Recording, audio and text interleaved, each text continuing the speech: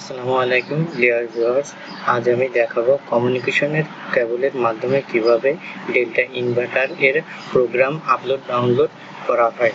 তার আগে যারা এখনো আমাদের চ্যানেলটি সাবস্ক্রাইব করেননি তারা সাবস্ক্রাইব করে বেল বাটনটি অ্যাক্টিভ করে দিন।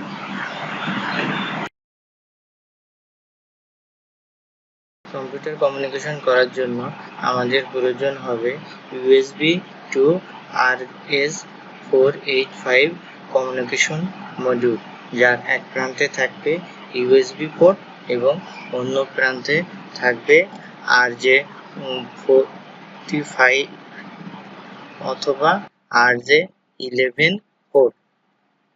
আমরা এখন ডেল্টা এম সিরিজের ইনভার্টার এর প্রোগ্রাম কপি করব। ডেল্টা এম সিরিজের ইনভার্টারের কম পোর্টটি হলো RJ11। কিপ্যাড যে কার্ডটি আছে তার উপরে কম পোর্টটি আছে। কম পোর্টে আমাদের কেবলটি লাগিয়ে দিলাম এবং ইউএসবি পোর্টটি ল্যাপটপে লাগিয়ে নিলাম। RJ485 মডিউলটি কম্পিউটারে কানেকশন করার পরে আমরা কম্পিউটারের ম্যানেজ অপশনে গিয়ে দেখে নেব কম্পিউটারে কম পোর্ট নাম্বার কত।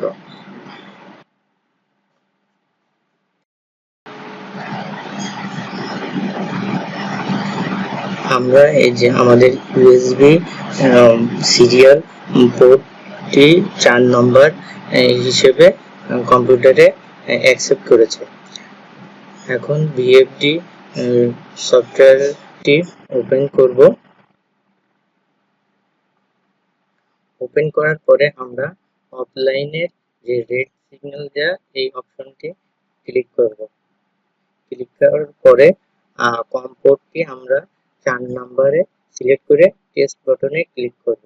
টেস্ট বাটনে ক্লিক করার পরে এটি ইনভার্টারটি কম্পিউটারে পাওয়ার পরে গ্রিন সিগন্যাল হয়ে যাবে। গ্রিন সিগন্যাল হওয়ার পরে আমরা ওকে বাটনটি প্রেস করলেই ইনভার্টারটি কম্পিউটারে কানেক্ট হয়ে যাবে। দেখেন আমাদের ইনভার্টারের ফুল ডিটেলসটি শো করছে। প্যারামিটার রিড করার জন্য আমরা প্যারামিটার অপশনে ক্লিক করব, দেন রিড ফাইলে ক্লিক করব। Read from device. Read from ডিভাইসে ক্লিক করার পরে আস্তে আস্তে ইনভার্টারের সব প্রোগ্রামটি আমাদের ল্যাপটপে শো করবে।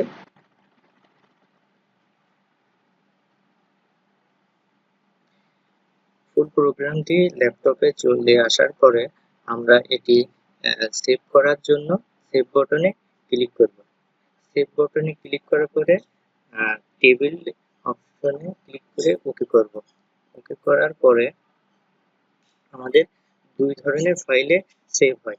টেক্সট ফাইলে সেভ করলে পরবর্তী ফাইলটি আমরা টেক্সট সফটওয়্যার দিয়ে ওপেন করতে পারবো এবং সিএসভি ফাইলে ক্লিক করলে মাইক্রোসফট এক্সেলে আমরা ফাইলটি ওপেন করতে পারবো।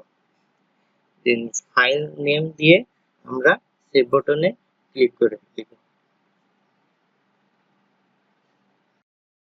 এখন সেভ করা ফাইলটি আমরা দেখার জন্য এক্সিট অপশনে ক্লিক করে প্রোগ্রাম থেকে বের হয়ে যাব।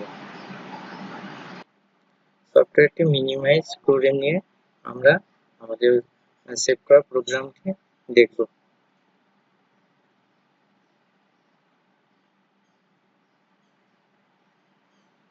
দেখেন আমাদের ইনভার্টারের সব প্রোগ্রামটি হচ্ছে কপি হয়ে গেছে।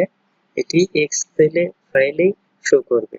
এটি পরবর্তীতে অন করতে গেলে সফটওয়্যারের প্রয়োজন হবে না। আপনি যদি এটি এডিট করতে চান, এর প্যারামিটারগুলো জাস্ট এডিট করে সেভ বাটন ক্লিক করলেই হয়ে যাবে। নতুন একটি ইনভার্টারে প্রোগ্রাম করার জন্য আমরা নতুন ইনভার্টারটি কম্পিউটারের সাথে কানেক্ট করে নিব। কানেকশন প্রসেসটি আগের মতোই সেম ভাবে করে নিব।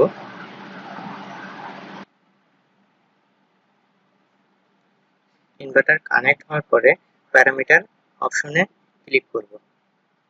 দেন রিড ফাইল ক্লিক করব।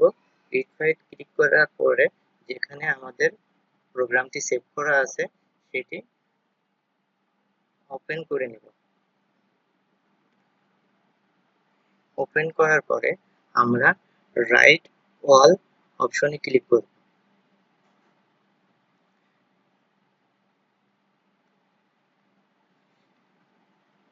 রাইট অল অপশনে ক্লিক করে ওকে করে দিলেই আমাদের সব প্রোগ্রামগুলো নতুন ইনভার্টারে পেস্ট হয়ে যাবে। যদি আমরা নির্দিষ্ট কিছু প্রোগ্রাম ইনভার্টারে কপি করতে যাই তাহলে মার্ক করে করে ওইগুলো রাইট করলেই নতুন ইনভার্টারে রাইট হয়ে যাবে। আমাদের প্রোগ্রামটি ঠিকমতো কপি হয়েছে কিনা সেটা দেখার জন্য আবার আমরা রিড ড্রাইভে ক্লিক করব। রিড ড্রাইভে ক্লিক করার পরে ইনভার্টারের প্রোগ্রামগুলো আমরা দেখতে পারবো।